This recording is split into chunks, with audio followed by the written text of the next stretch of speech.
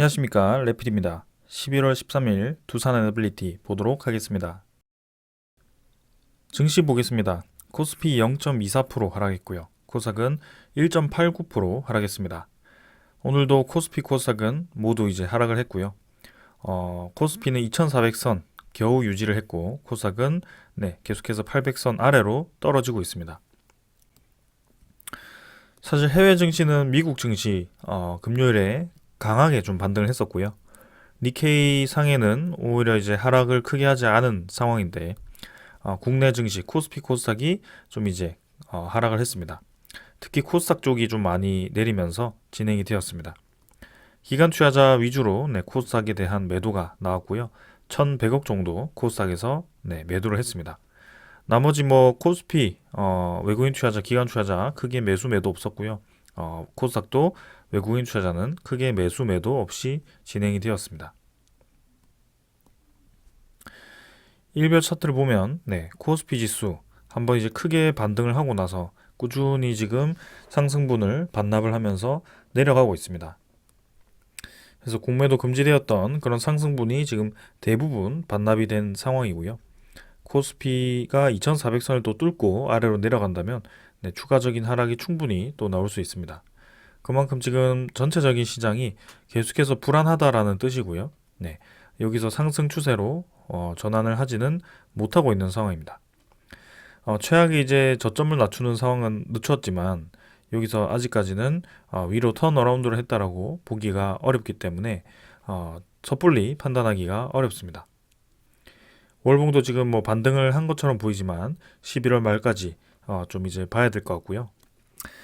그런 미국의 디폴트 이슈라든지 중동 전쟁에 대한 확전 여부라든지 그런 미중 이 무역 이 회담이라든지 그런 것들을 좀 이제 봐야 될 것 같습니다. 그래서 전반적인 시장이 아직까지는 회복세를 가기에는 많은 이벤트들이 있고 거기에 대해서 이 경기 침체라는 신호가 계속 부각이 되고 있기 때문에 굉장히 이 투자 심리가 많이 위축되어 있는 상태다라고 보시면 되겠습니다. 그래서 외국인 투자자는 뭐 꾸준히 지금 코스피에서 매수를 이어가고 있지만 크게 지금 매수를 더 많이 하고 있지는 않습니다. 적절하게 매수하고 지금 이제 멈춘 상황이다라고 봐도 될 것 같고요. 기간 투자자는 지금은 매수 매도 크게 없이 진행 중입니다. 그래서 뭐 이번 주 어떻게 흘러갈지 좀 봐야 되겠지만 일단은 투자 수급이 한쪽으로 지금 이 움직이기보다는 지금은 관만세가 좀 보여진다라고 보여지고요. 이런 증시에 대한 불확실성이 좀 해소가 될 때까지는 크게 지금 매수 매도 없이 이렇게 좀 재미없는 지루한 시장이 이어질 수 있다라고 말씀드리겠습니다. 그래서 코스피는 일단은 2400선에서 지금 위쪽 아래쪽 둘 다 내려갈 수 있고 올라갈 수 있는 상황이기 때문에 천천히 한번 보겠습니다. 코스닥은 774포인트고요. 코스피보다는 더 빠르게 하락을 하고 있습니다. 그래서 공매도가 많았던 그런 지수였고요. 그 공매도가 많이 상환이 되면서 쭉 올라갔다가 그 상환됐던 그 회복세를 그대로 반납을 하면서 또 이렇게 떨어졌습니다. 지금 21선을 깨고 또 내려가는 분위기고요. 빠르게 반등을 하지 못하고 결국엔 또 바닥 라인까지 내려가고 있는 상황입니다. 그만큼 지금 이 기술주 위주로의 테마, 그죠? 코스닥이 경기 침체에 대한 우려감이 지금 큰 것 같고요. 굳이 지금 공매도가 아니더라도 이 기술주에 대한 좋은 움직임을 기대하기가 쉽지는 않다라는 그런 시그널이 좀 보여집니다. 기관 투자자, 외국인 투자자 모두 지금 매도를 이어가고 있고요. 양매도가 지금 꾸준히 나오고 있는 상황입니다. 자, 환율 같은 경우는 1323원으로 3원 정도 올라서 또 진행이 되었고요. 지금 3일 정도 폭락 이후에 환율이 또 꾸준히 반등을 해주고 있습니다. 그래서 1300원 아래까지 잠깐 찍고 올라와서는 또 이제 올라가는데요. 또 우리가 이 환율의 고점 부근까지 또 치고 갈 것인지 뭐 그런 것들 한번 살펴봐야 될 것 같습니다. 그래서 1340원 정도를 겨우겨우 이제 다시 내려앉혔는데 또 어떻게 될지는 한번 분위기를 살펴보겠습니다. 자, 그래서 계속 이렇게 종목 전체가 하락하고 있는 상황이고요. 사실 뭐 여기도 보시면 아시겠지만 단 하나라도 지금 네, 시원하게 올라가는 종목이 없을 정도입니다. 그만큼 증시 전체가 계속 눌려지고 있다는 뜻이고 그만큼 네, 투자가 힘든 시기다라고 볼 수도 있겠습니다. 자, 그래서 지금은 계속해서 네, 이런 고금리 시대에 이 재정 적자에 대한 우려가 나오고 있는 상황이고요. 지금 이제 미국의 디폴트 이슈만 말씀을 드렸었지만 또 한편으로는 중국의 재정 적자 비율이 상당히 이제 크다라고 합니다. 3.8%라고 하고요. 3%가 이제 금단의 벽이라고 하는데요. 그만큼 지금 중국의 재정 상태가 좋지 않다라고 합니다. 한동안 이제 뭐 부동산발 이 리스크가 좀 있었죠. 헝다라든지 비구이 위안이라든지 그런 이제 유명한 부동산 업체들이 하나둘씩 파산을 하면서 중국의 그런 부동산 위기가 좀 이제 부각이 되었었는데요. 중앙정부 차원에서 네, 그렇게 이제 부양 정책을 펼치고 조용해지는 듯 했습니다. 근데 막상 이렇게 또 까고 보니 재정 적자 비율이 계속 높아지고 있더라라는 것이고요.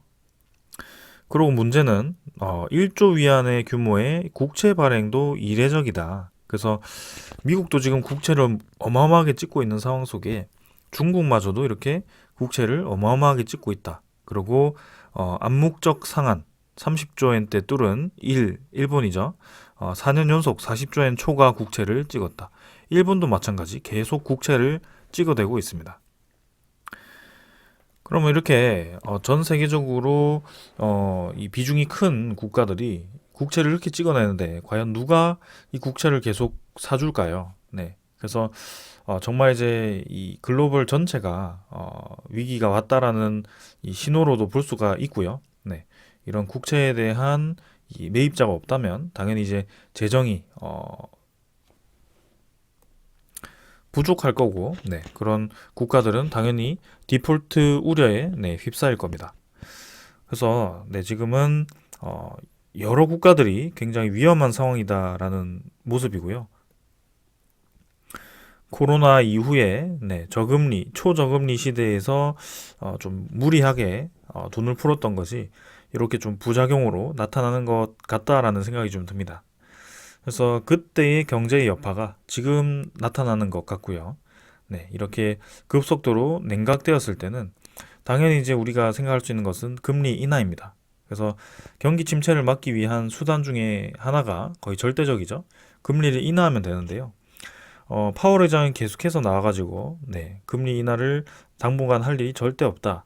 오히려 금리를 더 올릴 수도 있다라는 뉘앙스를 계속 풍기는데 오히려 이제 모건 스탠리라든지 골드만삭스는 이렇게 금리를 떨어뜨릴 수 있다라고 예상을 하고 있습니다. 그게 내년 6월 혹은 내년 4분기라고 보고 있고요.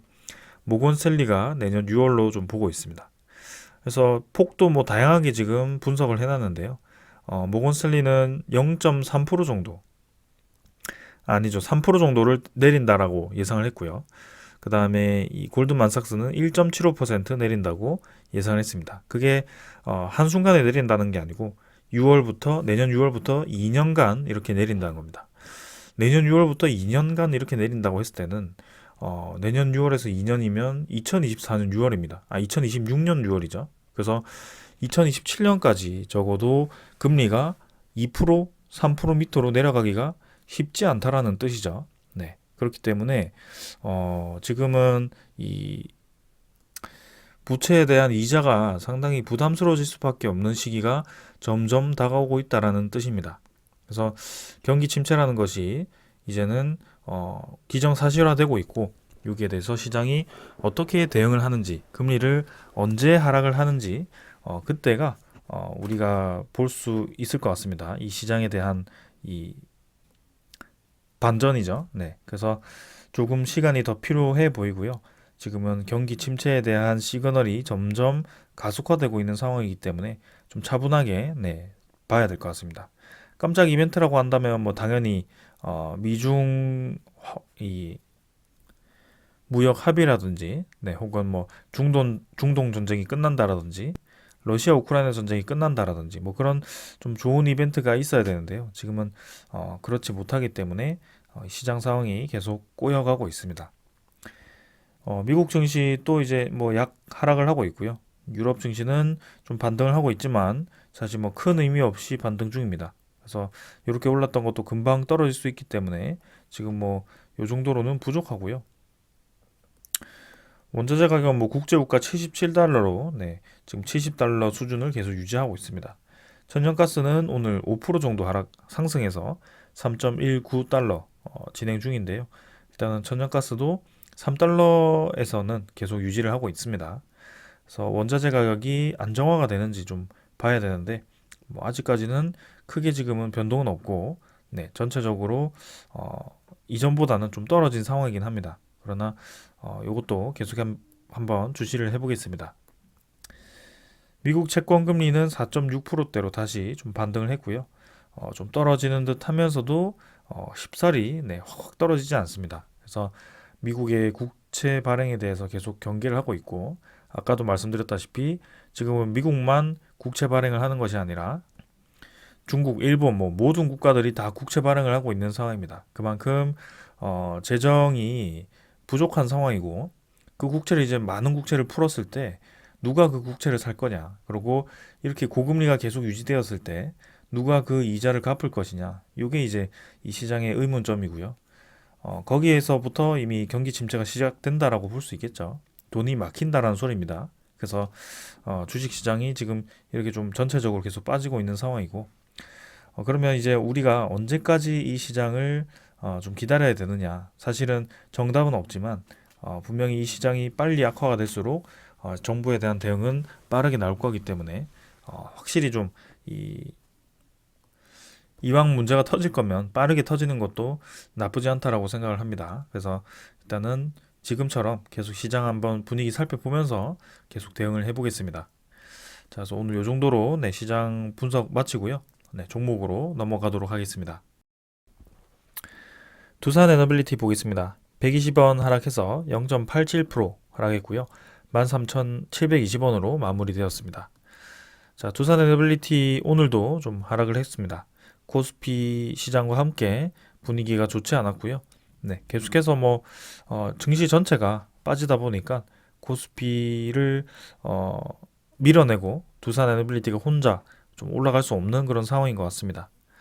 시간의 거래는 평소처럼 없었고요. 가격대도 동일하게 마무리되었습니다. 사실 뭐 올라간 종목이 찾기 어려울 정도로 오늘도 증시가 사실 크게 내리진 않았지만 대부분 종목들이 하락세를 좀 띄었고요. 두산 에너빌리티도 여지없이 이렇게 좀 떨어져 버렸습니다. 일별 거래량은 167만 주로 평소보다 적은 편, 그죠? 어제와 전날과 동일하게 진행이 되었고요. 또 5일 정도 이렇게 주가가 빠지면서 공매도 금지와 함께 올라갔던 이 상승분을 다 반납을 해버린 그런 상황입니다. 또 야금야금 이렇게 또 빠지면서 힘없이 좀 흘러가는 모습이고요. 사실 뭐 두산 에너빌리티 입장에서는 항상 반등을 시킬 때마다 좀 이제 쌍바닥 형태의 그림을 그려왔기 때문에 사실 뭐 이 정도는 충분히 그럴 수 있겠다라고 생각이 좀 들지만 그래도 지금 전체적인 증시 분위기가 워낙 좋지 않다 보니까 일단은 본격적인 반등이 쉽사리 지금은 나오기는 쉽지 않겠구나라는 생각이 좀 듭니다. 그래서 요 정도로 해서 바닥 라인을 좀 다지는 것이 우선일 것 같고요. 여기서 좀 확실하게 좀 올라가기 위해서는 좀 이 두산 에너빌리티만의 그런 호재가 좀 나와야 되지만 그 호재도 지금 이제 경기 침체라는 그런 이름 하에 신규 프로젝트가 무산이 되거나 그런 계획들이 좀 지연이 되고 있는 상황입니다. 그러다 보니까 자연스럽게 두산 에너빌리티도 지금 힘을 못 쓰고 있는 상황이고 두산 에너빌리티만이 아니고 대부분의 건설 종목들 뭐 그런 이 신규 사업들 이런 종목들이 좀 힘이 빠지고 있는 상황이죠. 자, 그래서 뭐 차트도 사실 뭐 크게 지금 더 분석할 게 없습니다. 지금 여기서는 뭐 더 하락해도 할 말이 없습니다. 증시가 내리면 내리는 거고요. 이 정도 라인 그어봤자 사실 증시가 더 내려가면 계속 내려갈 겁니다. 그래서 지금은 증시에 대한 분위기가 우선이다라고 계속 말씀을 드리는 거고, 그 증시에 대한 분위기가 이미 경기 침체라는 시그널로 들어갔기 때문에 충분히 이 정도의 하락은 있을 수 있다라고 생각을 합니다. 그래서 그 경기 침체를 막기 위한 대안책이 어떻게 나올 것인지를 봐야 될 것 같고요. 거기에 대해서 이제 인플레이션이 잡히고 그런 금리 인하가 시작되면 이런 건설 기업들, 그다음에 그런 관련 이 신사업들이 다시 살아나기 시작할 겁니다. 근데 그 시기까지 좀 시간이 지금 필요해 보이고요. 생각보다 템포를 좀 많이 길게 가져가야 될 것 같은 생각입니다. 사실 뭐 두산 에너빌리티가 지금 올라가지 못해서 두산 에너빌리티를 팔아야지라고 하신다면 그 외에 나머지 종목들에 크게 투자할 종목들이 지금은 없습니다. 왜냐하면 증시가 계속 떨어지고 있기 때문이죠. 그래서 코스피가 지금 바닥을 다졌다라고 보기도 힘들고요.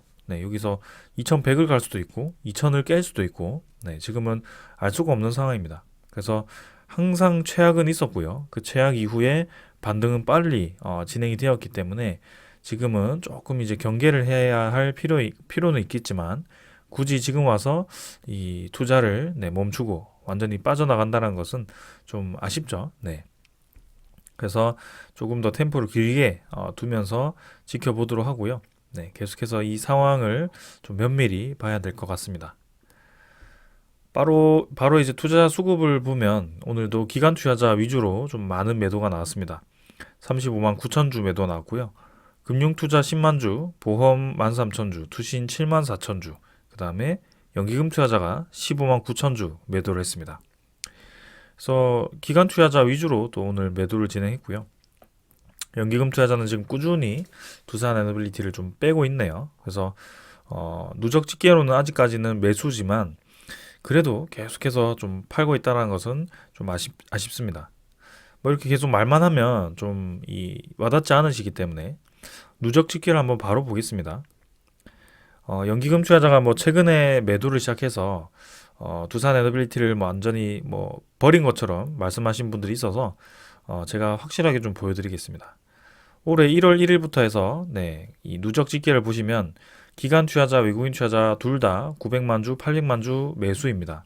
그리고 그 기관 투자자 매수 중에는 특히 연기금 투자자가 1100만 주를 매수를 했습니다. 그래서 그만큼 지금 올해 두산 에너빌리티에 연기금 투자자가 많은 자금을 부었다는 뜻인데요. 지금 와서 좀 빠지는 것은 이런 증시에 대한 경계, 뭐 혹은 이 앞으로에 대한 경기 침체에 대해서 좀 이런 건설 관련 플랜트들 종목들의 좀 지분을 뭐 빼는 걸 수도 있겠죠. 그래서 뭐 비중 조절을 할 수도 있습니다. 그러나 뭐 두산 에너빌리티를 완전히 지금 버렸다라고 보기는 사실 무리가 좀 있죠. 왜냐하면 이때까지 한 달 동안 쏟았던 그런 물량을 제외하고도 누적 집계가 1100만 주 플러스이기 때문에 올해는 상당히 많은 물량을 연기금 투자자가 이미 매수를 해놓은 상태입니다. 그래서 연기금 투자자는 뭐 9월, 10월부터 해서는 좀 바짝 이렇게 매도를 하고 있지만 사실은 전체적으로는 많은 매수를 진행했더라. 외국인 투자자도 마찬가지고요. 그렇기 때문에 이런 그래프가 사실은 올해 1월부터라고 한다면 그죠? 주가가 여기입니다. 거의 이제 15,000원 수준에서부터 지금까지입니다. 그래서 아주 많은 물량을 기관 투자자, 외국인 투자자가 매수를 했는데 주가는 계속 옆으로 횡보하는 그런 상황이죠. 그럼 이런 기관 투자자, 외국인 투자자가 많이 매수를 해놓고 왜 주가를 빼느냐?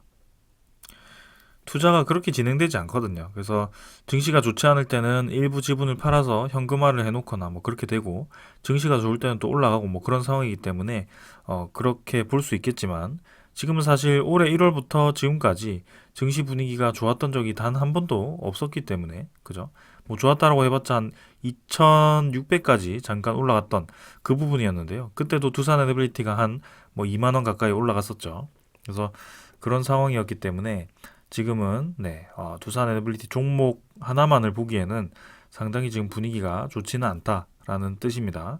그래서 어떤 특정 투자자가 지금 매도를 해서 떨어지거나 이런 것이 아니라 전반적인 전체 분위기가 좋지 않기 때문에 떨어지고 있구나라고 보시면 되겠습니다. 자, 그렇다면 지금 우리가 주시했던 그런 외국인 투자자 공매도 상환이 일단은 아직까지 본격적으로 이루어지지는 않고 있는 것 같은데요. 그 공매도 상환을 언제 하는지 그런 것들 한번 좀 볼 필요가 있겠고, 그리고 저렇게 이제 최근에 단기간에 좀 나가는 기관 투자자가 언제 다시 들어올 수 있을지 뭐 그런 것들도 좀 보면 좋을 것 같습니다. 공매도 잔고는 1285만 주로 좀 줄었습니다. 1200만 주대로 지금 이제 거의 11월 2일부터 해서 진입을 못했다가 다시 진입을 했고요. 10일, 뭐 13일 이렇게 또 공매도 잔고가 줄어들지 주목을 해보겠습니다. 그러나 특이한 점은 오늘 일 공매도 거래가 10만 주 가까이 있었고요. 전체 거래량 대비해서는 한 6% 가까이 공매도 거래가 있었습니다. 그래서 대부분의 업팅 룰 예외로 진행이 되었고요. 공매도가 전면 금지되었지만 시장 조성자에 대한 공매도는 허용이 되고 있습니다. 그래서 시장 조성자는 거래량이 부족할 때 거래량을 북돋우기 위해서, 거래를 활성화시키기 위해서 공매도를 할 수 있다라고 되어 있는데요. 사실 이런 시장에서는 공매도가 사실 거래 활성화를 위해서 하는 것이 아니라 오히려 주가를 떨어뜨리기 위해서 한다라고 볼 수밖에 없거든요. 아무튼 좀 제도의 허점이라고 볼 수도 있는데요. 일단은 오늘 공매도가 한 10만 주 정도 있었다. 전체 거래가 부족했기 때문이라고 좀 보여지고 오늘도 공매도를 진행했다. 그래서 아직까지 이 본격적인 공매도 상환이 진행되지는 않았다. 이렇게 좀 보여집니다. 자, 그 다음은 두산 에너빌리티 대차장구 한번 살펴보겠습니다. 대차장구는 꾸준히 감소하고 있습니다. 네, 오늘도 33만 주, 체결 대비해서는 한 6만 주 정도 더 많이 상환이 되었고요. 2,880만 주로 잔고가 조금 줄었습니다. 나 뭐 공매도 잔고, 대차 잔고가 뭐 본격적으로 계속 줄지는 않고 있기 때문에 일단 시장 상황을 좀 더 봐야 될 것 같고요.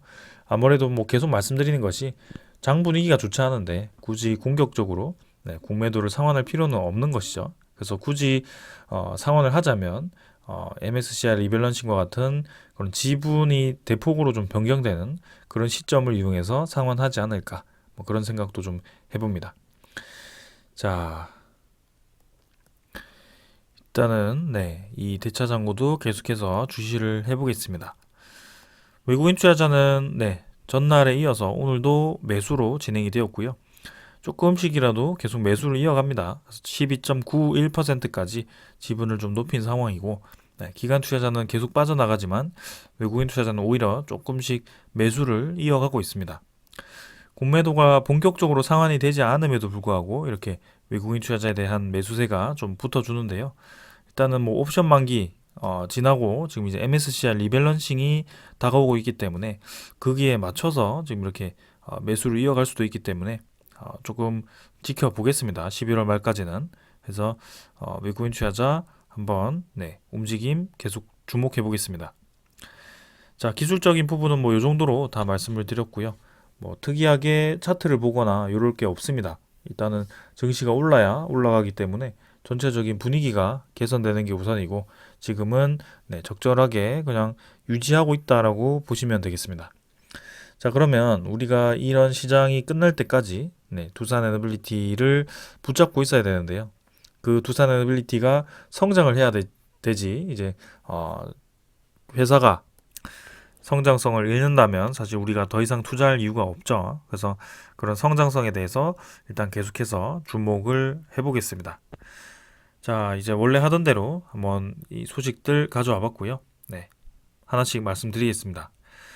자, 일단은 두산이 자회사가 원전 수주 본격화가 된다. 그래서 배터리 재활용 신사업까지 기대가 되기 때문에 두산을 매수를 유지한다라는 그런 하이투자 증권 리포트가 있었습니다. 그래서 주력 자회사인 두산 에너빌리티가 올해 신규 수주가 순항 중이고 향후 원전 사업 및 배터리 재활용 사업 성장성이 가시화될 수 있다. 그래서 원전은 뭐 올해 8조 6천억 원의 신규 수주 계획 달성이 가능할 것이라는 분석이 좀 나왔는데요. 이 8조 6천억이라는 수치가 두산 에너빌리티 전체 이 1년 수주 목표치를 가져온 것인지 조금 뭔가 이 얘기가 잘못된 것처럼 보이는데요. 일단 1년 목표치가 8조 6천억이었고 그 중에 한 70%까지 지금 목표 달성을 했는데 나머지 30%를 어디서 채울 것이냐가 이제 문제죠. 그래서 그 30%를 이제 원전을 통해서 수주 계획을 달성한다라는 뭐 그런 얘기 같기도 하고요. 일단은 연말에 뭐 나올 수 있는 원전 수주라고 한다면 신한울 3, 4호기에 대한 주설비 공사 우리나라 기업들이 3파전을 이제 치열하게 진행 중이고요. 그 와중에 이제 두산 에너빌리티가 분식 회계 소식이 터지면서 좀 이제 대우건설 쪽으로 유리하게 지금 이끌어가고 있습니다. 최근에 매스컴 쪽에서는 대우건설에 대한 언급이 상당히 잦고 많은 소식들이 들려오고 있는데 일단 뭐 끝까지 한번 봐야겠죠. 그래서 현대건설, 두산에너빌리티, 포스코, ENC 컨소시엄이기 때문에 사실 역량으로 따진다면 거의 1위에 가까운 이 컨소시엄인데요. 두산에너빌리티에 대한 그런 분식회계 소식이 한 11월 초 정도면 윤곽이 드러난다고 했거든요. 증권선물위원회에 넘긴다고 했는데 아직까지 별 소식이 없습니다. 그래서 그런 쪽은 소식이 나오는 대로 바로 말씀드리도록 하고요. 일단은 그 원전 건수가 있고 나머지 뭐 폴란드라든지 체코는 사실 내년 상반기는 가야지 좀 이제 윤곽이 드러날 것 같습니다. 그래서 폴란드 같은 경우도 사실 수주했다면 수주했다고 할 수 있는 그런 수준이긴 하지만 일단은 폴란드도 정부가 좀 교체가 되는 바람에 친 EU 성향으로 좀 바뀌었거든요. 그래서 우리나라의 지금 방산 산업이 수출도 2차 수출이 어떻게 될지도 지금 모르는 미지수인 상황이고 그다음에 원전 같은 경우도 일단 뭐 급선회할 수도 있는 상황이기 때문에 조금은 이제 경계를 해야 될 필요는 있겠습니다. 그러나 퐁트누프 원전은 지금 이제 필요할 것 같고 사실 EU 내에서 탈원전 기조라면 좀 위험할 수도 있겠다는 생각이 들지만 지금은 EU조차도 친원전 기류로 가고 있기 때문에 그런 우리나라와의 검토도 계속 이어질 걸로 보고 있습니다. 그래서 11월쯤에는 이제 기후환경부에서 네, 퐁트누프 원전에 대한 그런 이제 허가를 좀 내줘야 될 것 같고요. 그 소식을 기다리고 있습니다. 체코는 이제 내년 상반기에 네, 결정이 날 것 같고요. 뭐 나머지 이제 튀르키예, 폴란드, 영국, UAE, 그다음에 사우디아라비아 등에도 이제 수주 활동을 진행 중인데 일단 중동 쪽에서 최근에 이 많은 수주가 좀 기대가 되는데요. 근데 유가도 많이 떨어졌고 최근에 중동 전쟁 때문에 좀 이제 이 상황이 많이 좋지 않습니다. 그래서 참 운이 좋지 않게도 네, 그렇게 중동 쪽에 전쟁이 계속 확전이 될 만한 그런 소스들이 나오면서 좀 이 투자가 지연이 될 수도 있다라는 생각이 듭니다. 일단은 네, 그런 상황이기 때문에 차분히 한번 좀 봐야 될 것 같습니다. 상황을. 장기적으로 봤을 때는 분명히 좋기 때문에 이렇게 증권사들도 주목을 하고 있다라는 것입니다. 그다음에 체코 원전이고요. 네, 첫 평가 마감일이 2월입니다. 2월 중순. 그래서 입찰가가 가장 중요하다라고 하고 다른 나라가 이제 메가와트당 70에서 100유로라고 하지만 우리나라는 이제 메가와트당 몇 유로를 제시를 했을지 일단 지켜봐야 합니다. 그래서 체코 원전에도 우리나라가 상당히 공을 많이 들였기 때문에 그런 이제 가격 면에서는 당연히 유리할 것 같고요. 프랑스, 미국보다 훨씬 이제 유리할 것 같고 뭐 외교력 측면에서는 미국이 유리하기 때문에 또 이제 웨스팅하우스 쪽에서 우리나라 이 원전 컨소시엄에 소송을 걸고 있기 때문에 그게 또 어떤 변수로 작용할지 그런 것들도 좀 봐야 하는 상황입니다. 그래서 최근에 웨스팅하우스가 이제 인수가 완료가 되면서 네, 브룩필드 쪽에서 캐나다의 브룩필드와 카메코가 이제 인수를 완료를 했고요. 그럼 이제 이 몸값 불리기 위한 전략은 끝났기 때문에 이제 이 많은 원자력 프로젝트와 그런 이 프로젝트들을 어떻게 해결해 나갈 것인가. 분명히 이제 웨스팅하우스 하나만으로는 그런 건설 역량이 떨어지기 때문에 타 국가, 타 기업의 그런 역량이 제조 역량이 필요할 텐데요.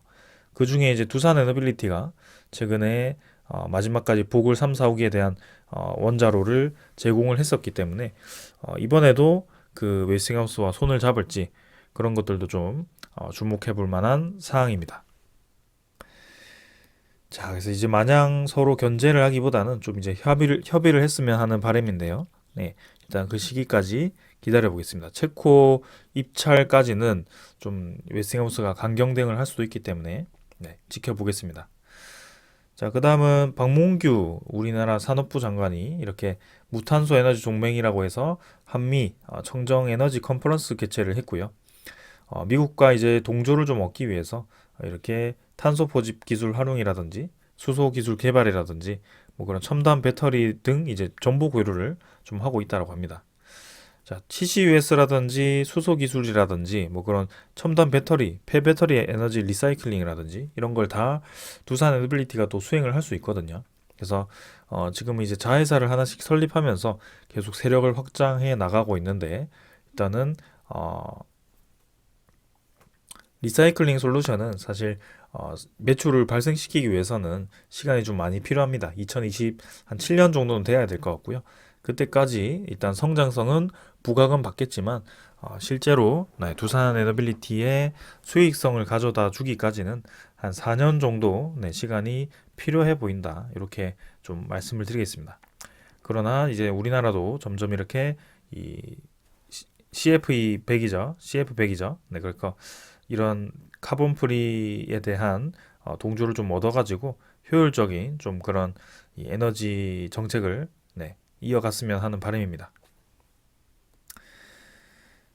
자, 그리고 이제 뉴스케일 파워가 이렇게 아이다호주 SMR 프로젝트 취소를 했다라는 소식이 다시 한번 이렇게 나와 있는데요. 그 소식을 제가 다시 한번 전해드리려고 하는 건 아니고 일단은 앞서 10월부터 뉴스케일 파워사에서 DOE 지원금 및 CFPP 용도로 구매한 부품이 신규 프로젝트에 활용될 가능성이 있다라고 전했다라고 했습니다. 그래서 사실상 이 프로젝트 아이다 호주가 좀 이제 무산이 될 가능성이 있다라는 뉘앙스를 좀 보였던 것 같습니다. 요거를 제가 캐치를 좀 못했던 것은 좀 아쉽고요. 일단은 신규 프로젝트에 활용된다는 것은 루마니아라든지 뭐 그런 타 프로젝트에 이 부품들이 투입이 될 수 있다는 거죠. 그래서 두산 에너빌리티에 발주한 것들도 지금 뭐 아직 생산 전이라고 하지만 결국에는 그대로 뭐 발주 취소가 되는 게 아니고 유지를 했다가 지연을 좀 뒀다가 이 루마니아 쪽이라든지 혹은 다른 프로젝트에 투입이 될 가능성이 충분히 있다라는 것입니다. 그래서 스탠다드 파워사라든지 그런 루마니아 쪽 그리고 폴란드 쪽 이렇게 이제 다시 한번 새로운 프로젝트가 좀 가시화되었으면 하는 바람이고요. 이 프로젝트 포기라는 것이 완전히 사업을 접기 위한 포기라기보다는 좀 이제 이 전력 구매자를 구하는 방식에 있어서 좀 이제 사업에 대한 전략을 바꿨다라고 볼 수가 있을 것 같습니다. 그래서 아이다 호주에 대한 방식이 사실 이렇게 경기 침체 위기가 있는 그런 시기에 굉장히 좀 불리한 이 제도였던 것 같고요. 거기에 대해서 뉴스케일 파워가 좀 이제 과감하게 저 프로젝트를 포기하고 일단 다른 쪽으로 붙는 것 같습니다. 그래서 루마니아 프로젝트가 이제 그 다음 프로젝트가 될 것 같은데 그 프로젝트가 어떻게 또 진행이 될지 한번 지켜보겠습니다. 자, 그 다음에 마지막으로 우리나라 이제 두산 에너빌리티가 수주했던 보령 신복합 1호기가 이제 착공이 시작됩니다. 그래서 2026년부터 전력 생산을 하게 되고요. LNG 연료를 사용해서 향후 수소 혼합 연료로 발전이 가능한 그런 모델입니다. 두산 에너빌리티가 지금 개발한 가스터빈이 수소 혼소까지 나중에 가능한 가스터빈이기 때문에 상당히 이제 용도가 다양하다라고 볼 수가 있고요. 지금 당장 카본 프리를 예상하고 있지만 앞으로 향후 수소 경제까지 생각할 수 있는 그런 이 가스터빈이다라고 보시면 되겠습니다. 그래서 이르면 2025년부터 LNG 수소 혼합 연료로 전력 생산이 가능하다라는 뜻이고요. 요거는 상당히 의미가 크다라고 봅니다.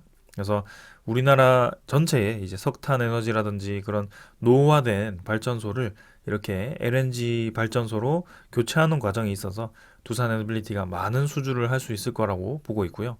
그리고 우리나라의 그런 첨단 산업 단지, 그런 중간중간에 이제 내륙에 첨단 산업 단지가 많이 생길 텐데 그거를 뭐 해상풍력으로 다 끌어온다라든지 태양광으로 다 커버를 한다라든지 저 멀리 동해안에 있는 원자력 발전으로부터 다 끌어다가 전기를 공급한다라든지 그거는 무리가 있을 수 있기 때문에 이렇게 이제 LNG 발전소를 중간중간에 이제 지어가지고 저렇게 수소 혼소가 될 수 있다면 상당히 효율이 크다라고 볼 수가 있겠습니다.